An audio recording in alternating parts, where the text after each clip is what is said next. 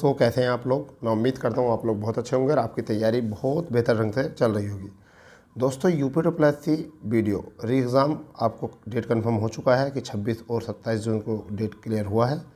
और उसी में हिंदी का जो है बहुत अच्छा रोल है, जिससे कि आप अपने स्कोर को और भी अच्छे तरीके से बना सकते हो, क्योंकि यही एक ऐसा सब्जेक्ट है जिसमें कोई डाउट नहीं होता और आप अपना स्कोर अच्छे तरीके से कर सकते हैं। और इसी का हम प्रैक्टिस सेट नंबर 4 लेकर आज आपके सामने हैं। तो दोस्तों, करते हैं फुल एनालिसिस के साथ हम इस पर काम करने वाले हैं और देखते हैं पहला क्वेश्चन क्या है। तो दोस्तों, पहला क्वेश्चन है, देखिए पहला क्वेश्चन आप अपनी सीट बना के बैठिए और उसमें देखना कि आपके भी कितने क्वेश्चन सही बनते हैं और हमारे आंसर के अनुसार। तो पहला क्वेश्चन है, जो देखा नहीं जा सके उस वाक्य के लिए एक शब्द कौन सा होगा। तो पहला है दृश्य, फिर दूसरा विकल्प है अदृश्य, तीसरा पारदर्शी और चौथा है अपारदर्शी। तो बताइए, इसका आंसर आपको मिल गया होगा। तो इसका आंसर हो गया है अदृश्य। तो हमारा क्या हो जाएगा, अदृश्य। देखिए, दृश्य वो होता है जिसको देख सकते हैं, पारदर्शी वो होता है जो आर पार देख सकते हैं, और अपारदर्शी वो होता है जिसमें आर पार नहीं देख सकते, केवल एक साइड देख सकते हैं। ठीक है, तो इस तरीके से क्वेश्चन बन गया। दूसरा क्वेश्चन देखते हैं। दूसरा क्वेश्चन क्या है, बैल शब्द का पर्यायवाची है। बैल शब्द का पर्यायवाची शब्द है। तो पहला है कहरी, दूसरा है वृषभ, तीसरा है पादप और चौथा है अज। जल्दी बताइए आप, इसका आंसर क्या बन जाएगा। तो दोस्तों, इसका आंसर बन जाएगा वृषभ। तो इस तरीके से जो है हमने यहाँ पर कर दिया। अज का मतलब होता है जिसका जन्म ना हुआ हो, पादप माने क्या होता है वनस्पति, और कहरी का मतलब होता है शेर, सिंह। ठीक है, तो इस तरीके से ये शेर का होता है, ये किसका होता है, शेर का होता है। पादप माने वनस्पति होता है, ठीक है, वनस्पति होता है। और अज माने जिसका जन्म ना हुआ हो, यानी कि ईश्वर। ठीक है भाई, इसका क्या होता है, ईश्वर। ठीक है, अज का मतलब क्या होता है, यहाँ पर ईश्वर होता है। तो इस तरीके से हम सही कर सकते हैं। तीनों को भी हमने और भी देख लिया कौन कौन से ये पर्यायवाची होते हैं। ठीक है, तीसरा क्वेश्चन देखते हैं क्या है। तीसरा क्वेश्चन है, इनमें से किस शब्द में प्रत्यय लगा हुआ है। इनमें से किस शब्द में प्रत्यय लगा हुआ है। तो देखिए इसका क्या आंसर बनेगा, आलम्बन, चिड़चिड़ाहट, व्यवस्था, मनोविकार। ठीक है, तो आलम प्लस बन, तो इसमें हो गया उपसर्ग, वैसे तो इसमें हो गया अव्यवस्था में अ, और मनोविकार में मनो, ये तो तीनों हो गए उपसर्ग वाले। इसमें क्या आ गया, आलम्बन, यानी कि इसमें उपसर्ग और प्रत्यय दोनों लगे हैं। इसमें उपसर्ग प्लस प्रत्यय दोनों लगे हैं। इसमें उपसर्ग अ लगा है, और मनोविकार में भी क्या लगा है, आपका उपसर्ग मनो प्लस के विकार। तो यहाँ पर आपका आंसर बन गया चिड़चिड़ाहट, क्योंकि इसमें आहट प्रत्यय लगा है। क्या प्रत्यय लगा है, आहट। आहट प्रत्यय जो है दोस्तों लगा है इसमें। चलिए, तो इस तरीके से हमने इसका जवाब बनाया है, करेक्ट आंसर बी। चौथा प्रश्न देखते हैं। चौथा क्या है, जो संभव न हो वाक्य का एक शब्द है। जो संभव न हो वाक्य के लिए एक शब्द है। तो देखिए क्या बनेगा इसका। पहला आंसर विकल्प है अवश्य भावी, दूसरा है असंभव, तीसरा असंभव और चौथा है होनहार। तो इसका आपको आंसर मिल गया होगा। इसका करेक्ट आंसर कितना बनेगा आपका, सी विकल्प, यानी कि असंभव। ठीक है जी, क्या बनेगा, असंभव आपका आंसर हो जाएगा। पांचवें क्वेश्चन की तरफ चलते हैं। पांचवा क्वेश्चन क्या है, पांचवा और छठा क्वेश्चन दोनों देख लेते हैं यहाँ पर। इनमें किस शब्द में उपसर्ग नहीं है। इनमें किस शब्द में उपसर्ग नहीं है। अधिकतर, अनर्थ, प्रतिकार, अपरिचित। तो बनाइए इसको जल्दी से, क्या है इसमें, अधिकतर, अनर्थ, प्रतिकार, अपरिचित। तो इसमें करेक्ट आंसर किसका हो जाएगा, अधिकतर, क्योंकि तर इसमें क्या है, प्रत्यय लगा हुआ है। तो और सब में क्या उपसर्ग है और इसमें क्या है, प्रत्ययतर। कृपण शब्द का विलोम है। छठा क्वेश्चन क्या है, कृपण शब्द का विलोम है। कृपण शब्द का विलोम है। तो कृपण का मतलब क्या होता है, पहला विकल्प है दानी, दूसरा है त्यागी, तीसरा है खर्चीला और चौथा कंजूस। तो बताइए इसमें क्या बनेगा करेक्ट आंसर। तो इसका करेक्ट आंसर बन जाएगा ए विकल्प, यानी कि दानी। क्या बन जाएगा, ए विकल्प, यानी कि दानी यहाँ से आंसर हो जाएगा। ठीक है दोस्तों, तो सातवें क्वेश्चन की तरफ चलते हैं। सातवां क्वेश्चन क्या कह रहा है। ठीक है, सातवां क्वेश्चन है, जो व्याकरण जानता हो उसके लिए एक शब्द। जो व्याकरण जानता हो उसके लिए एक शब्द क्या है। तो हमारा विकल्प है पहला व्याकरणाचार्य, दूसरा है व्याकरण प्रणेता, तीसरा है व्याकरण और चौथा है व्याकरण पंडित। तो इसका करेक्ट आंसर जल्दी बनाइए, क्या होगा। आपने शायद चुन लिया है इसका आंसर, और हमारा इसका सही आंसर है सी, व्याकरण। क्या होता है, व्याकरण। ठीक है जी, तो इस तरीके से सातवां क्वेश्चन हो चुका है। आठवें क्वेश्चन की तरफ चलते हैं। क्या है, आठवां क्वेश्चन है, किस शब्द में प्रत्यय का प्रयोग है। किस शब्द में प्रत्यय का प्रयोग है। बिल्कुल, ओढ़, वक्तव्य, परिचय। ठीक है, तो बिल्कुल, ओढ़, वक्तव्य और परिचय। जल्दी बनाइए क्या आंसर है। जल्दी बताइए। तो देखिए इसमें आपका आंसर हो जाएगा सी, वक्तव्य। ठीक है, अव्यय इसमें क्या लगा हुआ है, प्रत्यय। क्लियर।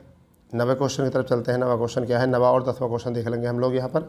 किस शब्द में हार प्रत्यय नहीं है, किस शब्द में हार प्रत्यय नहीं है, किस शब्द में हार प्रत्यय नहीं है। तो पहला ऑप्शन है लुहार, दूसरा है खेवनहार, तीसरा है जाननहार और चौथा है पालनहार।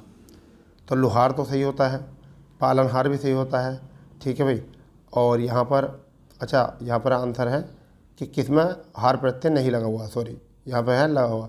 तो लू हार, हार अगर निकाल देंगे तो लू शब्द कोई नहीं होता है, अगर होता है तो बड़ी की मात्रा होती है। इसका मतलब ए विकल्प यहाँ पर हमारा करेक्ट बन जाएगा। प्रोड़ का सही संधि विच्छेद, 10वां प्रश्न क्या है, प्रोड़ का सही संधि विच्छेद ज्ञात कीजिए। प्रोड़ का, तो प्रोड़ का सही संधि विच्छेद ज्ञात कीजिए, जल्दी बनाइए। इसका क्या है प्रोड़ का, तो ओ बनता है वृद्धि संधि में। सबसे पहली बात तो यह है कि वृद्धि संधि का उदाहरण है, और वृद्धि संधि में जो ये बनता है ओ, ठीक है, ये जो बनता है ओ वृद्धि संधि में। ठीक है, तो ये किससा बनता है, ये किससा बनता है अगर हम बात करें तो ए और ऊ से, ए और ओ से क्या बन जाता है, ओ बन जाता है। तो हमारा इसका सही आंसर क्या बनेगा, वी विकल्प। तो क्या बनेगा, वी विकल्प। तो प्रा प्लस के ओढ़, तो क्या हो गया प्रोढ़। ठीक है भाई दोस्तों, 10 क्वेश्चन हो चुके हैं हमारे यहाँ से। 11वें क्वेश्चन की तरफ आगे बढ़ते हैं। 11वां और 12वां क्वेश्चन देख लेते हैं क्या है।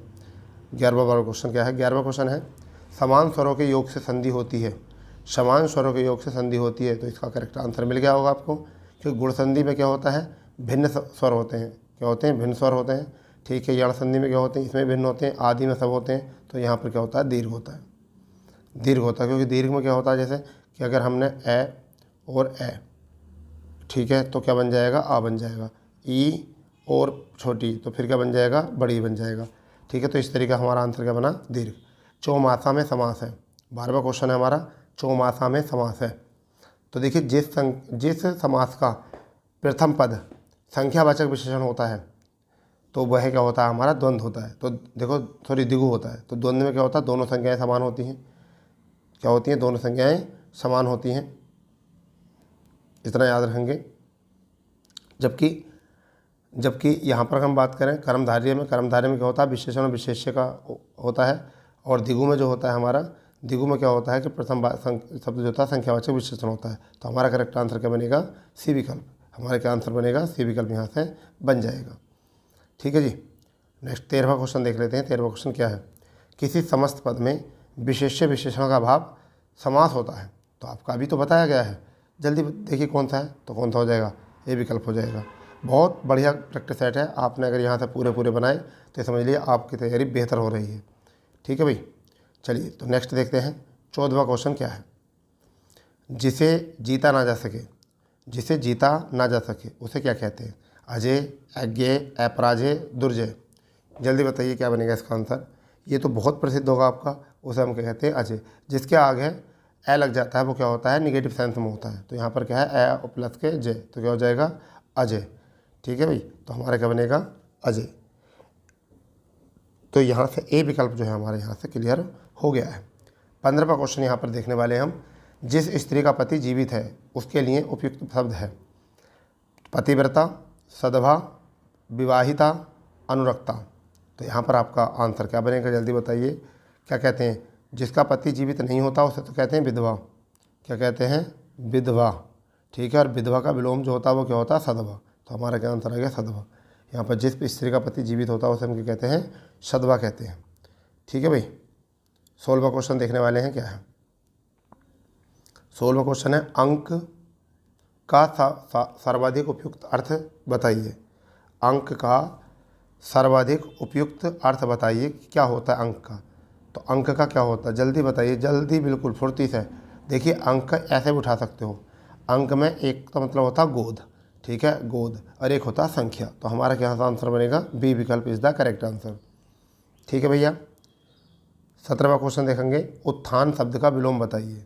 उत्थान शब्द का विलोम बताइए, अवरोह, अपहार, पतन, उन्नति। ठीक है, बताइए इसको जल्दी। उत्थान का अवरोह, अपकार, पतन और आपका उन्नति। तो यहाँ से करेक्ट आंसर बनने वाला है हमारा सी विकल्प। ठीक है दोस्तों, तो क्या आंसर होगा, सी आपका आंसर यहाँ से बन जाएगा। ठीक। 18वां क्वेश्चन देख लेते हैं, क्या है, ध्वंस शब्द का विलोम क्या है। तो विनाश, निर्माण, विध्वंस, उत्कर्ष। जल्दी बताइए क्या है। 18वें क्वेश्चन का करेक्ट आंसर क्या होगा? 18वें विकल्प का होगा यानी कि निर्माण। ध्वंस माने होता है बिगाड़ना और विनाश करना, और इसका क्या होता है? निर्माण करना होता है। ठीक है, चलिए बहुत अच्छा, बहुत अच्छा, आप लोग बहुत मेहनत से पढ़ रहे हो। नेक्स्ट में है बहुत प्यारा क्वेश्चन है भाई। निम्नलिखित में से पुत्रिका शब्द के पर्यायवाची शब्द समूह कौन सा है? पुत्रिका क्या है? तो देखिए जिसमें भी जा लग जाए तो वही हमारा क्या होगा? ठीक है, हो सकता तो भार्या, कांता, अबला। ठीक है, अबला नारी का होता है तो ये वाला गलत हो चुका है। ठीक है, लड़की, बेटी, अचला, अचला वसुधा, ये भी गलत होता है, वसुधा जो होता है। ठीक है, यहाँ पर क्या है आपका? सुता, धरा, वसुमती, अचला, ये भी गलत होता है। तो हमारा करेक्ट आंसर क्या बना? तन्या। तन्या हो गया हमारे तन से पैदा, आत्मजा बना हमारे आत्मा से पैदा। ठीक है, और दुहिता हमारी मतलब हमारे शरीर देही से पैदा, और तनुजा हमारे शरीर से पैदा। तो हमारा करेक्ट आंसर यहाँ से क्या हो जाएगा? हमारा करेक्ट आंसर क्या हो जाएगा?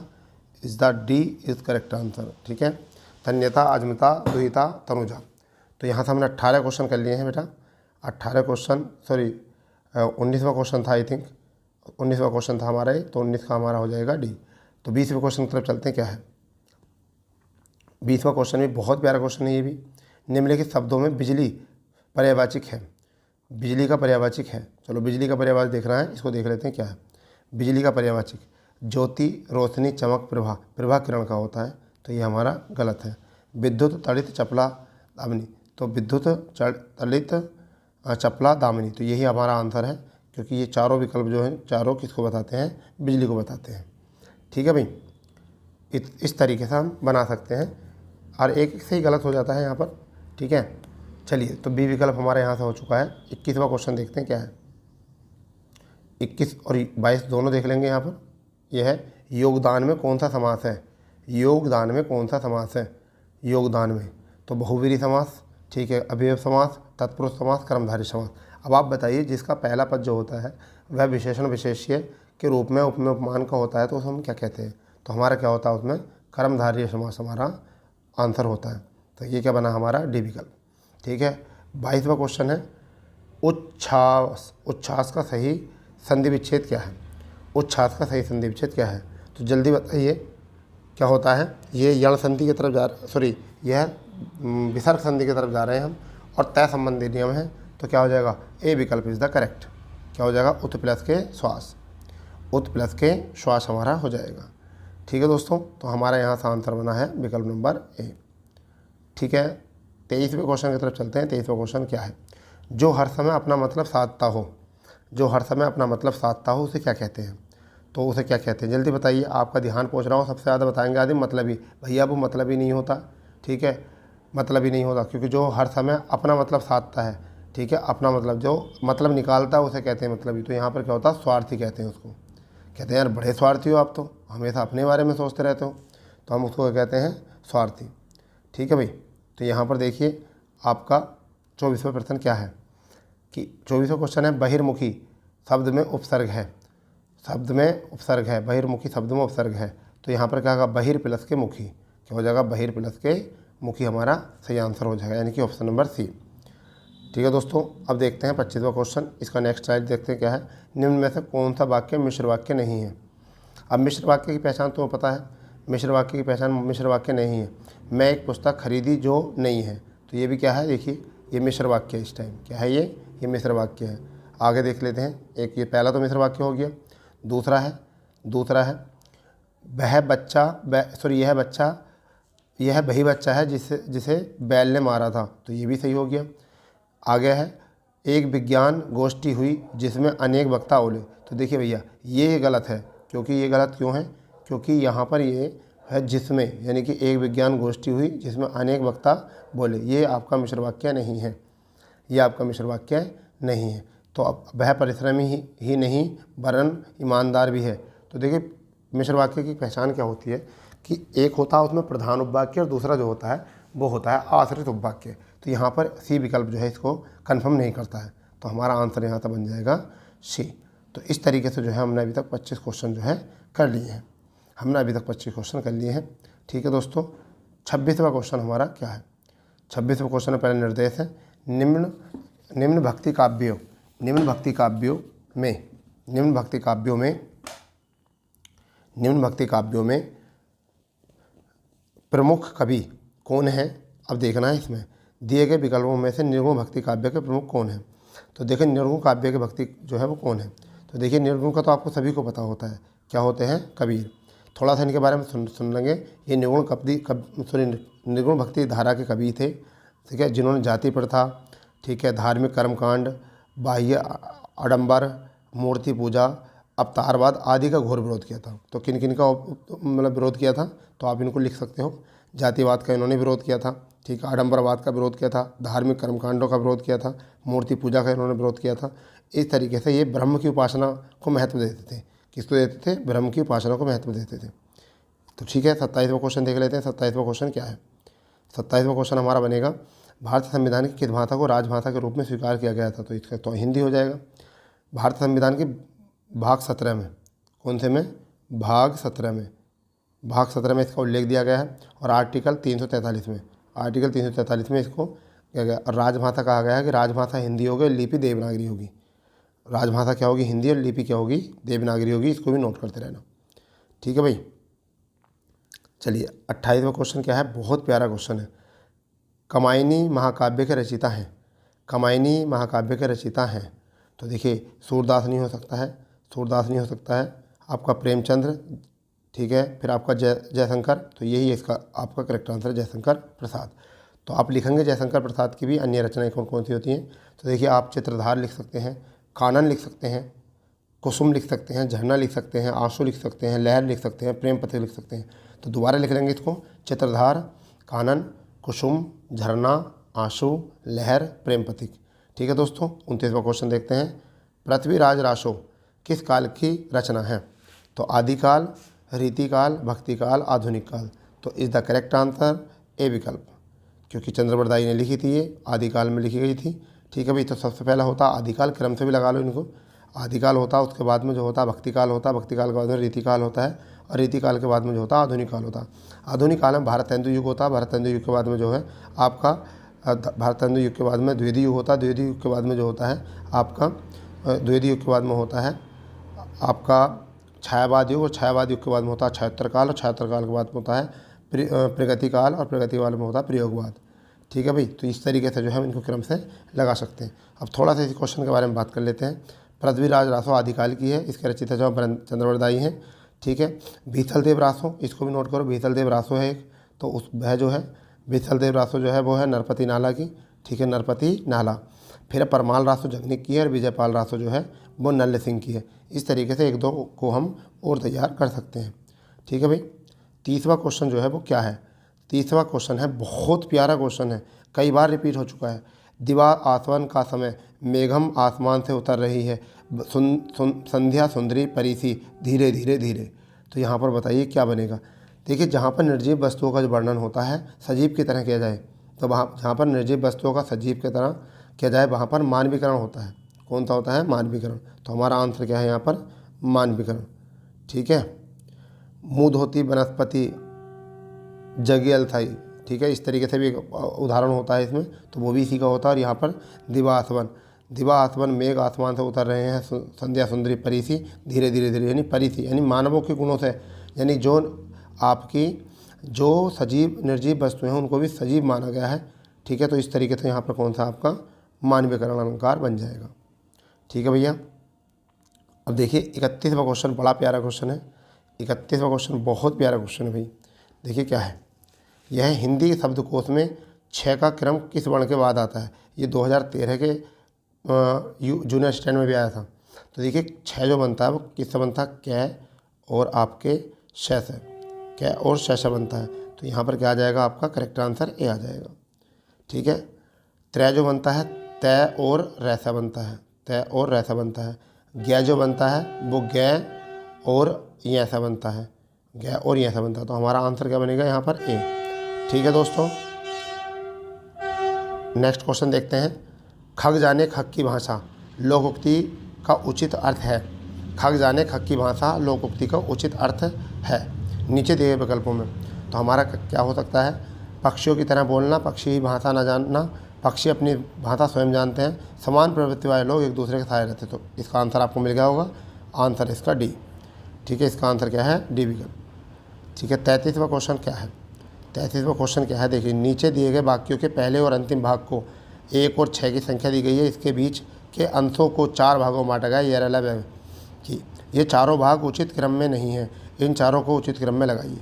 चलिए, जिस प्रकार बी विकल्प, जिस प्रकार यह में है दहकना है, उसी प्रकार उसके स्वभाव का, लय में है मनुष्य का धैर्य, और ब में है अग्नि का धर्म, और पर्याप्त होना चाहिए। तो देखिए, इसका सिंपल जो बात मैं बता रहा हूँ आपको, वो सिंपल बात जो हो जाएगी इसकी, वो क्या हो जाएगी, मैं आपको बता के चल रहा हूँ इस क्वेश्चन के लिए। क्वेश्चन नंबर है हमारा 33, क्वेश्चन नंबर है हमारा 33। देखिए क्या करना होता है, यहाँ से समझिए, जिस प्रकार तो यहाँ पर सबसे पहले संज्ञा होनी चाहिए, जिस प्रकार, तो संज्ञा इसमें दहकना नहीं है, मनुष्य है, मनुष्य का धैर्य, तो लय से ये गलत है, ये तो नहीं होगा। लय के बाद में यह है कि मनुष्य का धैर्य दहकना है, ठीक है, तो ये नहीं बनेगा, यह लय बनेगा, मगर कब बनेगा, किससे, क्योंकि मनुष्य का धैर्य जो दहकना होता है वो अग्नि से दहकेगा, तो यहाँ पर सबसे पहले लिखेंगे हम, सबसे पहले लिखेंगे अग्नि, यानी कि वह, सबसे पहले क्या लिखेंगे, अग्नि का धर्म। उसके बाद में क्या लिखेंगे, उसका ये पहले नंबर पे लिख लिया हमने, दूसरे पे लिखेंगे हम दहकता है, सॉरी क्या होता है, दहकना है, अग्नि का धर्म दहकना है, उसी प्रकार मनुष्य का धैर्य, उसी प्रकार मनुष्य का धैर्य, तो यहाँ पर सबसे पहले क्या आ जाएगा, दहकना है, यानी कि यह, फिर उसका है मनुष्य का धैर्य, फिर आ जाएगा लय, और फिर क्या है, फिर है आपका उसके स्वभाव का यानी कि रे, पर्याप्त होना चाहिए। तो इससे हमारा क्या आंसर बनेगा, यह रे लय, यानी यह वह लय रहे, तो करेक्ट आंसर हमारा क्या हो गया, सी। ठीक है, जिस प्रकार अब बनेगा, जिस प्रकार अग्नि का धर्म दहकना है, उसी प्रकार मनुष्य का धैर्य उसके स्वभाव का पर्याप्त होना चाहिए, तो सी विकल्प इज द करेक्ट। ठीक है दोस्तों, 34वें क्वेश्चन की तरफ चलते हैं। अकल का दुश्मन मुहावरे का अर्थ क्या है, अकल का दुश्मन मुहावरे का अर्थ क्या है, इसे हम क्या कहते हैं, मित्र, महापंडित, महामूर्ख या शत्रु। जल्दी बताइए क्या बनेगा यहाँ से, जल्दी बताइए। तो इसको कहते हैं महामूर्ख हो यार, अकल के दुश्मन ही हो पूरे, इस तरीके से बोलते हैं ना, तो यहाँ पर हमारा आंसर हुआ है सी। ठीक है दोस्तों, चलिए 35वां क्वेश्चन क्या है उसको देख लेते हैं, क्या है 35वां। वाक्य के अशुद्ध भाग यानी कि त्रुटिपूर्ण भाग का चयन कीजिए, यदि कोई त्रुटि नहीं हो तो भाग डी को चिन्हित कीजिए। धनवान को व्यर्थ, बेकार में, सहायता देकर कोई लाभ न होना, इस वाक्य में त्रुटि है, पहचानिए क्या है इसमें। देखिए धनवान को, यहाँ पर क्वेश्चन क्या है, धनवान को व्यर्थ में यानी व्यर्थ में सहायता देकर, तो यहाँ पर क्या है, व्यर्थ में, तो यहाँ बेकार शब्द जो है वो गलत है, क्योंकि व्यर्थ के साथ में आता, बेकार यहाँ पर गलत हुआ, तो हमारा पार्ट क्या है, ये बी पार्ट में एरर था, बी पार्ट में जो था हमारा एरर था। ठीक है दोस्तों, तो व्यर्थ के साथ जो है बेकार शब्द का प्रयोग नहीं करते हैं। तो 36वां क्वेश्चन देख लेते हैं, 36वां क्वेश्चन क्या है, और बहुत प्यारा क्वेश्चन है, 36 और 37 दोनों ही। दिए गए शब्दों में शुद्ध वर्तनी है, तो ये तो आपको पता ही होगा। सर्वोत्तम डबल तय होता है, इसलिए गलत है, डबल तय होता है। संसारिक आ होता है, संसारिक में सारिक, तो ये भी आपका गलत हो गया। फिर है कीर्ति पर, कीर्ति में छोटी की मात्रा होती है तय पर, ठीक है, तो ये भी गलत हो गया। तो हमारा क्या है, सच्चिदानंद, ये करेक्ट आंसर है, यानी कि 36वें का क्या है आपका शी। उपसर्ग का प्रयोग होता है शब्द के आदि में, शब्द के मध्य में, शब्द के अंत में, शब्द के इनमें से कोई नहीं। तो देखिए उपसर्ग का प्रयोग होता है शब्द के आदि में यानी कि प्रारंभ में, तो हमारा आंसर क्या बना है, A is the right answer. ठीक है भाई, 38वां क्वेश्चन देखने वाले हैं हम। 38वां क्वेश्चन क्या है, 38 और 39 दोनों देख लेंगे क्या है। मिठास शब्द में किस प्रत्यय का प्रयोग है, तो मीठा, ठास, आस, प्यास, तो जल्दी बताइए क्या हो सकता है, इसका हो जाता है आश। सत्याग्रह का सही संधि विच्छेद क्या है, तो सत्य प्लस के आग्रह जहाँ भी बन रहा हो बना लो, सत्य प्लस के आग्रह जहाँ भी बन रहा हो बना लो, और इसका कहाँ बनना है, ये बनना है डी विकल्प में। ठीक है भाई, 40वां क्वेश्चन क्या है हमारा, 40वें क्वेश्चन को देखेंगे, बहुत फुर्ती देखेंगे। दो वर्णों के मेल से आने वाले विकार या परिवर्तन को हम क्या कहते हैं, आने वाले विकार या परिवर्तन को हम क्या कहते हैं, इसका हमको पता होना चाहिए, क्या होता है, जल्दी बताइए क्या है, जल्दी बताइए क्या है हमारा, जल्दी बताइए भैया क्या है। तो हमारे यहाँ से आपका आंसर मिलेगा, दो दो शब्दों के होने, दो वर्णों के, तो वर्णों किसे होता है, वर्णों में होता है आपका संधि। वर्णों के लिए क्या होता है, आपका संधि होता है। इसलिए आप इन क्वेश्चनों को अच्छे से बना सकते हो, इन क्वेश्चनों को आप आराम से बना सकते हो बेटा। ठीक है, तो चलिए नेक्स्ट क्वेश्चन में देखते हैं 41वां क्वेश्चन क्या है। 41वां क्वेश्चन क्या है, देखिए 41वां क्वेश्चन क्या है। अशोक के शिलालेख ब्राह्मी लिपि तथा किस विकास में उसके उत्कृष्ट हुए। तो जल्दी बताइए इसका क्या है, जल्दी बताइए यहाँ से क्या बनेगा इसका आंसर जल्दी। तो हमें मिल गया होगा आप लोगों को, बहुत प्यारे तरीके से आपने करा होगा यहाँ पर। तो देखिए क्या है, जल्दी बताइए जल्दी। तो हमारा आंसर क्या बनेगा, प्राकृत। किस में बनेगा, प्राकृत में है। तो पता है प्राकृत में ब्राह्मी लिपि के शिलालेख हैं।